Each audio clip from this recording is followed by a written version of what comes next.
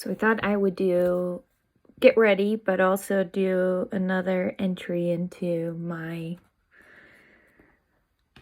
the real deal kind of concept. And today I was thinking of talking about a question Yury actually asked me the other night. We were watching the Physical 100 on Netflix. And I don't know if you guys have seen this, but I think it's a Korean show.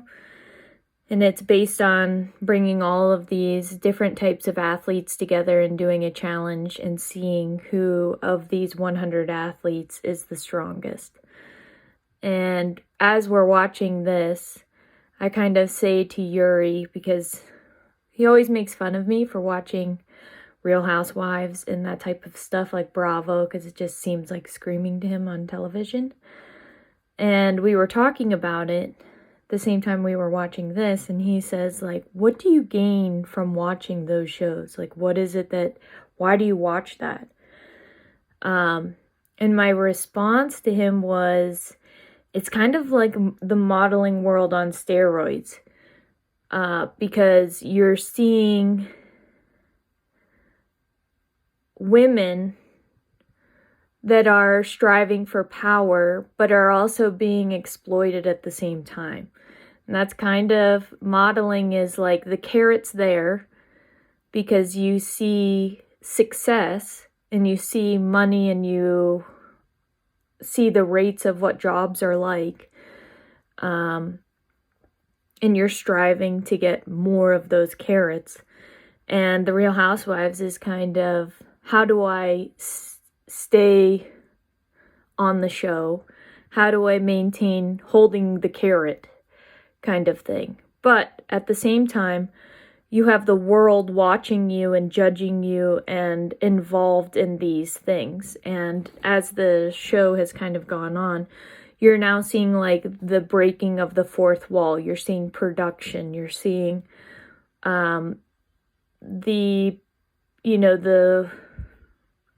the creation of the drama and the alliances between the people on the show that are kind of helping each other stay relevant, and their storylines are kind of helping each other. So it's like a more in-depth fashion world kind of perspective.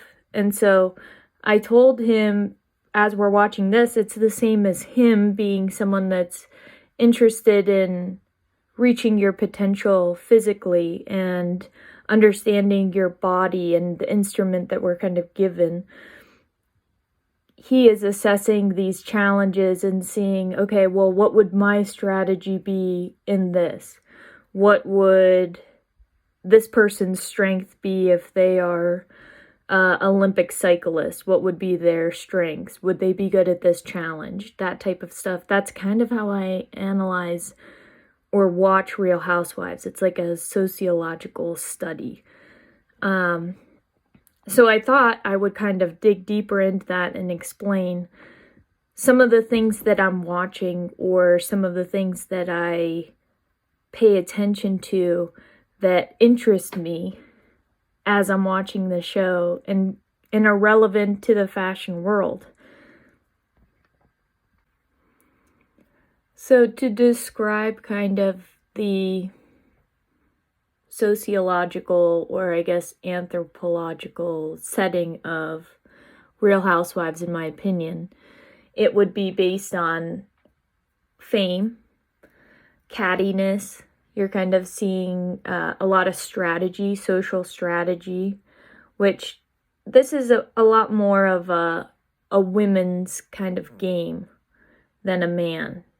There is some of that, but for the most part, you're trying to position yourself and create a narrative for yourself. And in that, you're building your ego. All the people on the show are building their egos at the same time. And they're kind of, in this time, everyone is striving for a brand. And you're watching this, person become a business. and become someone that is strategically trying to position themselves to have security, make money, and be liked. Or be a villain and stay relevant. And some people use that as they're more truthful, they're more direct, they're more themselves. And then you're also seeing like the emotional, physical challenges, people getting plastic surgery, people like feeling the body dysmorphia you're watching happen through the seasons, people transforming what they look like. And this is all backed by money. So you can, and there's enough of a time span that you're seeing these changes happen. You're seeing the fluctuation financially of their positions. You're seeing it's now even getting into like legal positions where it's coming to light that these people don't even have money, but they've been exploiting other things in their lives to portray this success in order to maintain their positions on these shows. And then the manipulation, seeing the manipulation of production, seeing the manipulation of, which is similar to like an agency, would be the equivalent in the modeling world, like who is guiding you, who is employing you, how are they manipulating you, how are they using financial benefits to get what they want, which in this case would be drama. Like you have to stay relevant on the show. So can you be yourself and relevant and when their favorite thing is drama or direct attacks, which I think in other cultures, when you watch different cultures' reality TV shows, they're not based on exploiting someone else or attacking someone else. That's very much a US thing. When you watch other cultures' reality TV shows, you don't see them exploiting drama. It's kind of like I watch a lot of shows in Japan. There's a show on Netflix that's called Terrace House, and they're focused on like, what are they going to achieve? What are they striving for in their life? What is their goals?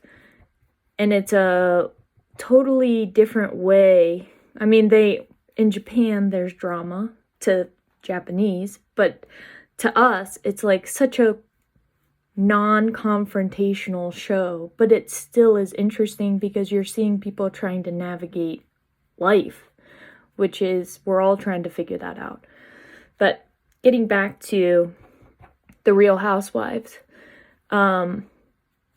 some of the things that I am watching on this show or can relate to with kind of experiencing fame. I wouldn't say that I had fame, but I would say that I could see how fame worked. I could see the fakeness of it all and not really buying into it because it's fleeting. It's not something that you can trust. And especially in this day and age, fame has higher costs. You have the world's opinion involved in it as well, which wasn't necessarily the case when I first started modeling. But that's a whole nother entry to this. So going into kind of what I'm looking at, the formation of ego and fame is probably one of the major things that you see on this show. And when you work in fashion, it is all ego. Everybody has an ego. Everyone, it's kind of like the the cattiness of high school, the worst kind of scenario of high school, I'd say, in terms of people just creating an opinion about you. And that's kind of like set in stone because those are the people that make the opinions for the whole. Now, this has changed with social media. That completely rocked how the fashion world was working. But you're seeing on these Real Housewives shows, when the women first enter the show, they don't have the caliber of clothing. They don't have the caliber of makeup that the other girls that have been on it for a while do. And you can see that change as they start to understand the ropes of what this really is versus what they perceive it to be from either watching it or thinking that the concept of the show is true, because everything is elevated when there's egos involved. And so you're watching these people change from fame, and that's something that happens in fashion. You kind of get an attitude, you get a front, you get a protective layer. In these cases, they create characters for themselves, but what you don't realize is that those characters become your identity, and your identity becomes those characters, even though you may start out as creating this as a protective layer. If the world understands you as that person, say you want to be the villain on the show or someone that wants to kick up the drama, that gives you a better position in staying in the good graces of the producers, which is important. Your agency, you want to feel like you're giving them what they want. But the public is identifying you as this character. And you can say you're not this character, and you may be someone that has more compassion or has more roundedness to your character than you portray on this show, but you live what people believe. And that has consequences that you only really realize after you've created it. And you can see that in the example of Paris Hilton. She created this character for herself, this voice, this identity that she's capitalized on for sure. But she's also had to live a life where that is her identity, and she's actually shown you how hard it is to break out of creating that alter ego. And even with money and success and all the things that you think you would want, that, if I just had that, I would be happy. She has a lot, and she's still fighting for her identity to be true to her, authentically her. And she created her own falseness out of protection. So you're seeing that tactic being used in this show. And you're seeing kind of the women figure out, maybe I don't want to be this character that I thought I wanted to be. Now I want to be more myself. But they have to fight what they've created a little bit. They have to override something that they claimed was authentically them to begin with. So you're in kind of a catch-22 situation. I enjoy kind of seeing, can these characters change? Can these people change? Are they authentically changing, or are they changing as a manipulation tactic or to be more relevant? Because there is this new kind of false enlightenment or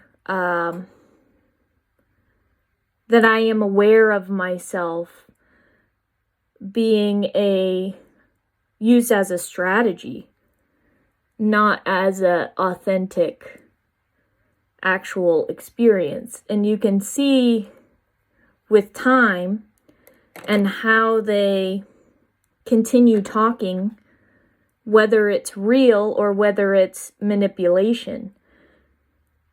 And so I find that interesting to watch these things, to see, I don't know whether it's necessarily a judge of character, because I think, but just being aware of like, what does my gut say when I'm watching these things? Do I believe this person, or do I believe that it's a tactic? And then you can kind of see it play out, whether it is true or not. And then they also have, they get questioned about these things in their own words. How do they explain things? Do you believe what they're saying?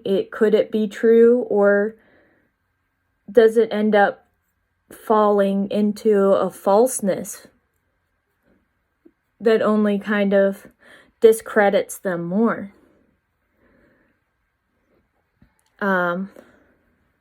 Showing more than what you've got. That's a big one, I would say, that correlates to fashion, because one, write-offs, how write-offs work. It's kind of a gray area when you're in fashion modeling, because basically your life is your work. So where do those write-offs go? Which then justifies you doing a lot of things for maybe not necessarily with the most sound or rational thinking. So you want to portray yourself as successful.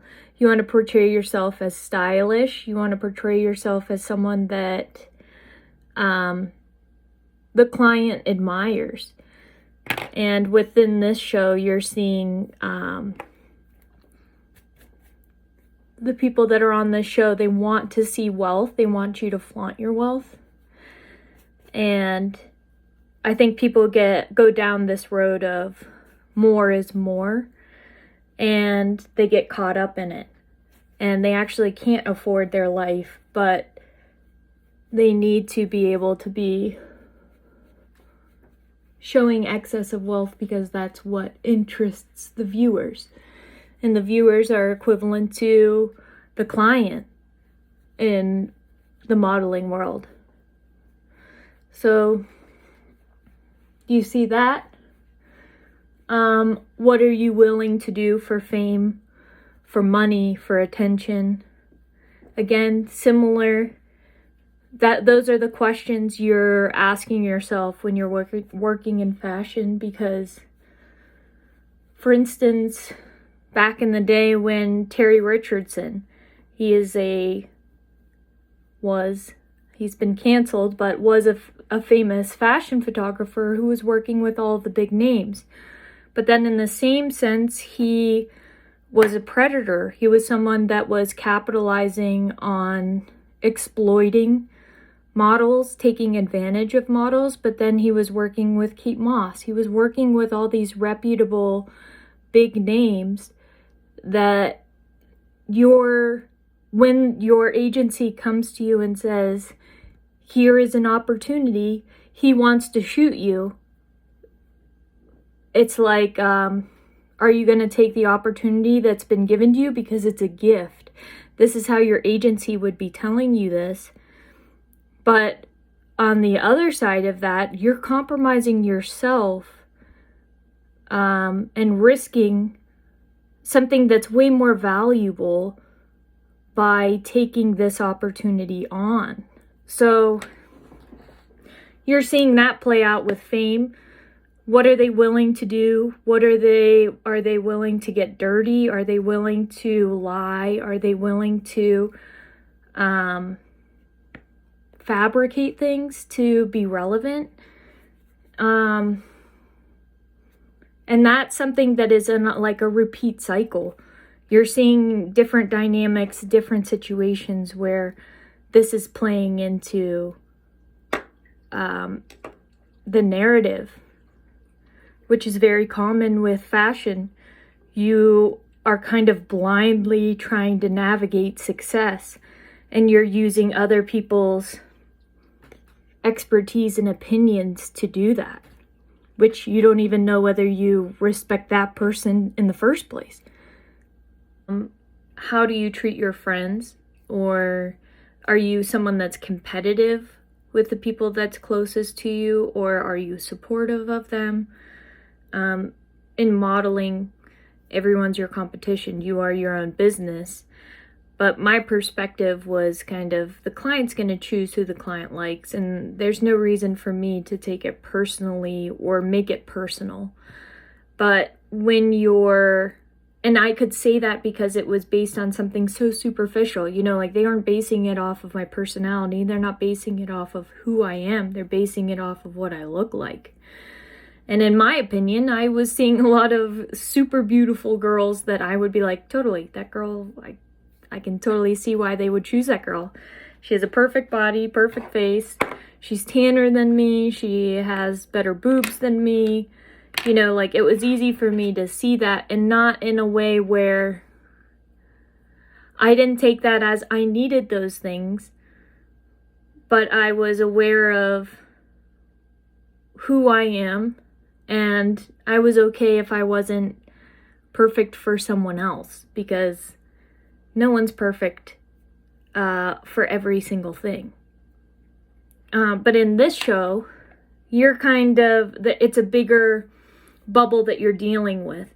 So it would be more of a factor in terms of your character, which is a totally different and a much higher stakes game. Kind of the same as talking about if you build like a facade character or an alter ego that you're going to use as your protective layer.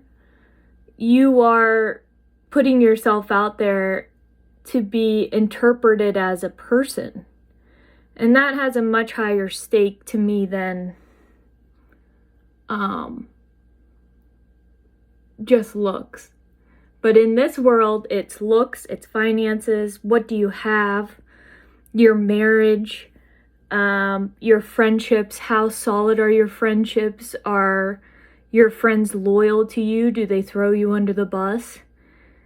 So those all kind of play a role, because that's the same kind of dynamic. You're trying to navigate all these movable things, and you're trying to trust and build relationships that you feel like you can trust, but manipulation is in their best interest and can be used, and it's almost best used blindly in these cases almost. So that's something else that I'm watching. The manipulation of like production and the agency roles in that. Watching like the growth of someone or the deterioration of someone. Within the Housewives world, you kind of get to see their growth in a much more under a microscope way, whereas in fashion, it's very much, you only see like the puzzle pieces separated. You don't really see the full picture of people's success or how did they get there. So that blindness between those pieces is very misleading. Watching the Real Housewives, you kind of can see the seasons of people's lives. Sometimes they're going through a divorce. Sometimes they are getting married. In some cases, they're going to jail. You know, like you're seeing big life events happen, and you're watching them progress through them, as well as the peppering of fame and money happening simultaneously through this. And you start to see the falseness or the fakeness that starts to come into play when you are, when you're using your identity as a business.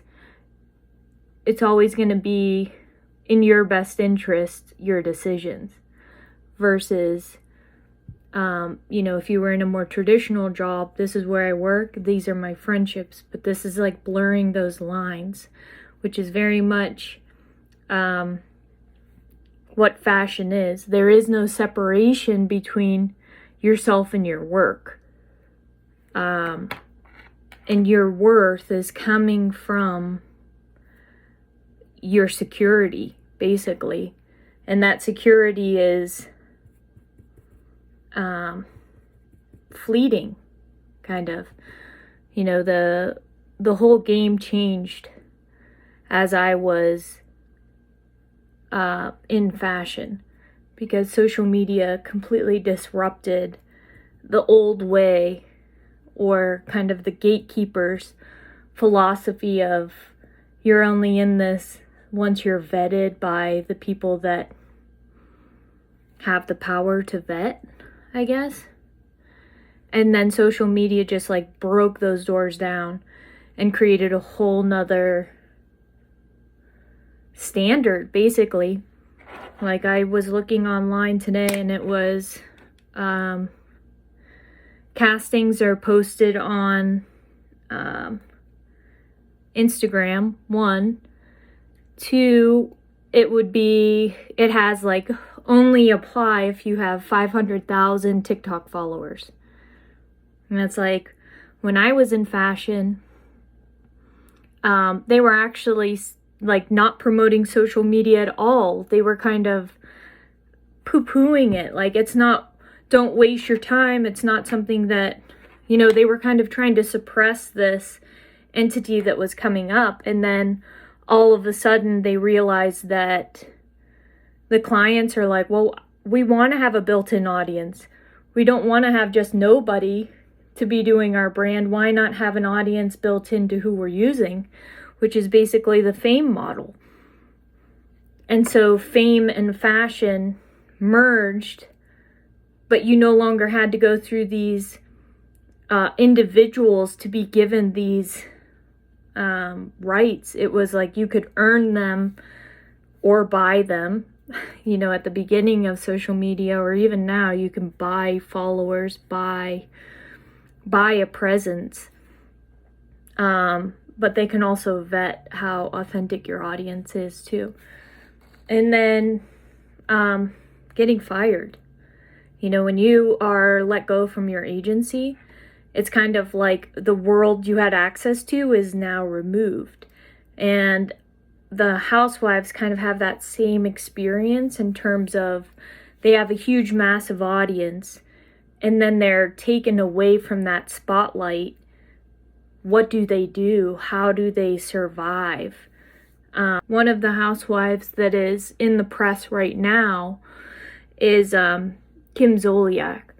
And she was someone that was on the Real Housewives of Atlanta. And her spending habits were insane. Like, she would be, they're talking about her spending, $100 bills in the slot machine for days at a time in Vegas.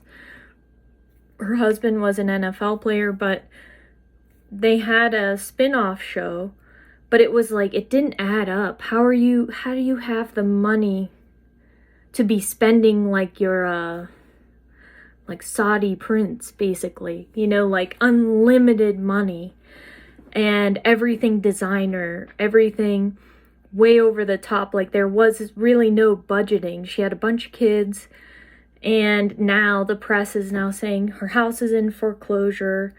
But she was trying to, she had a spin-off show, so she was trying to like maintain that light in a different way. But then eventually that light fizzles out. Like, when you're working in fashion, the new face comes in, and it's fleeting. You can't tangibly hold on to this and trust that it'll be there. And it looked like she doubled down or tripled down on like, I will always have this.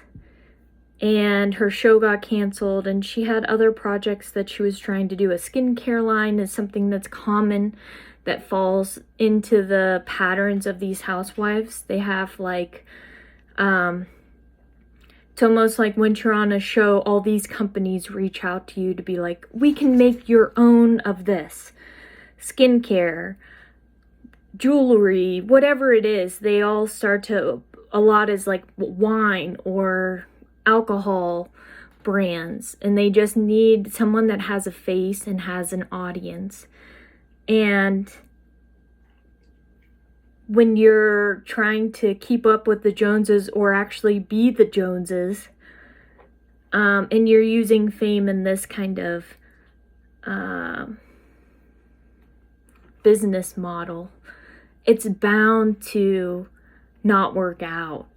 And so you're watching people kind of go over the edge. And in my world, I never really trusted it to begin with, but that'll be for another day to kind of get into the effects of basically being in an industry that you don't believe in. And you don't want to jump through the hoops that are kind of set in front of you. It's the same as like wanting to be a good person on the Real Housewives. You know, like it's not going to work because they want drama, they want friction, they want you to play a part. And that wasn't worth it to me to lose my integrity for a fleeting moment of money or fame. I'm not sure if you guys watch Real Housewives.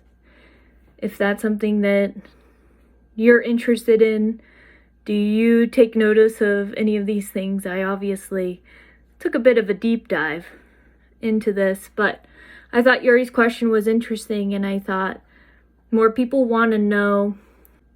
A lot of you like when I talk more about the modeling industry because it is so,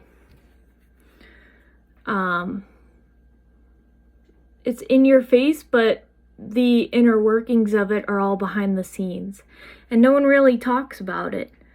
So I thought that I would try to open the door through topics that I find interesting.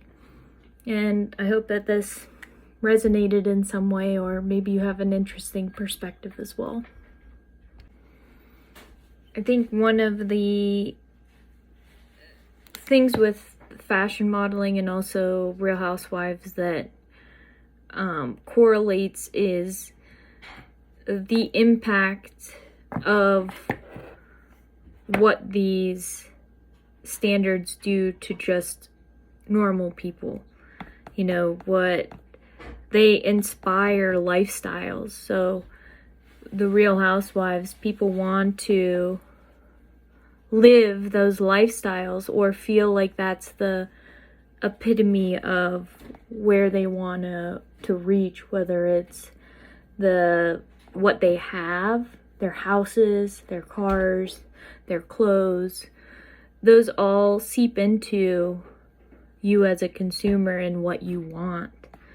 And with fashion modeling, the standard of what beauty is, how is it portrayed in a physical sense?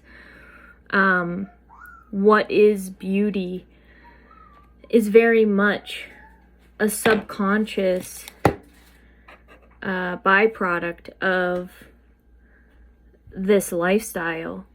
And you don't really know the price of living at that standard or what that looks like. You just see it on flat pages. But there is a lot of abuse and body dysmorphia that's involved in that.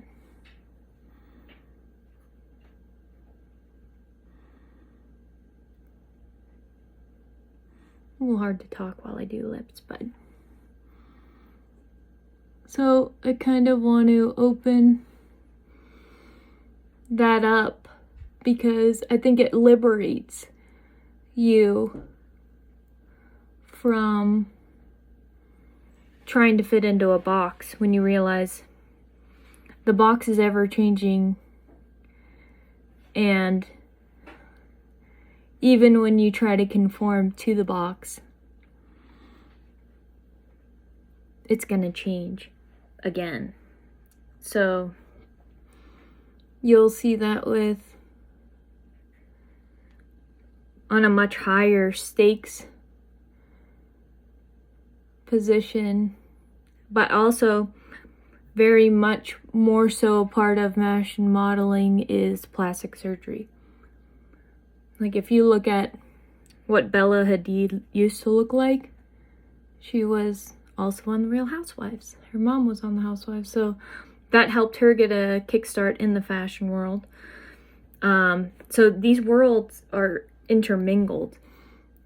But her whole look completely changed. Like her face is like pulled back, her eyes shape, her nose, everything has kind of changed.